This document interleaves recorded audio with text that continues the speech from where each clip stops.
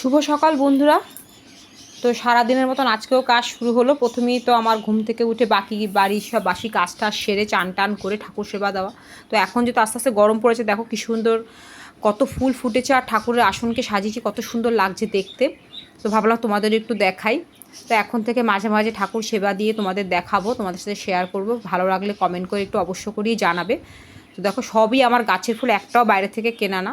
তো আজকে একটা বিশেষ দিন, কী দিন কেন কি করছি সেটা আস্তে আস্তে তোমাদের সাথে শেয়ার করবো। তো এই জন্য আজকে নিরামিষ রান্নাবান্না হচ্ছে, যেহেতু আজকে বুধবার তাও নিরামিষ হচ্ছে। তো ছেলেকে টিফিনে দেবো চাউমিন, তো চাউমিনটা একটু রেডি করে নিচ্ছি। আর বরকে বললাম নিতে চাউমিন, ও বলে না আমি নেবো না। তো ওর জন্য ওকে ফল রেডি করে দিল, ও অফিসে ফল নিয়ে যাবে।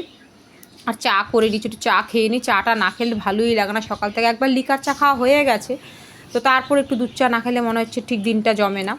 তো দুধ চা খেয়ে এবার চাউমিনটা তাড়াতাড়ি করে রেডি করে নিচ্ছি। আর দুপুরে লাঞ্চে কি করব সেগুলো তোমাদের জানাবো। আর যেই দিনটার কথা বলছিলাম, আজকে আমার এই ননদের মৃত্যুদিন। ও 31 বছর বয়সে 2015 সালে আমাদের ছেড়ে চলে গেছে। আর এই আমার শ্বশুরমশাই আর শাশুড়ি মা। তো এদের দুজনকে আজকে মালা পরিয়েছি।